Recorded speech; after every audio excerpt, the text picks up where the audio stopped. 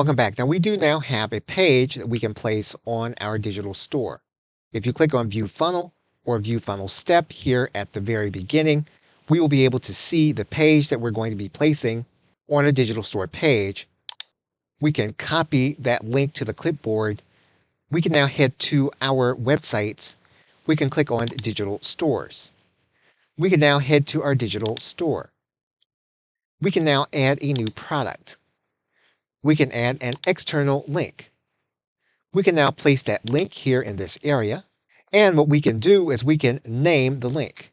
If you want to add in an image, you can add one in here. We're not going to for the sake of this video, but this is something that you can customize with an image. Once we have all the information in, we can then click Publish. And basically what we have now done is we have now added a second link to our page. We can now go and click to view the page.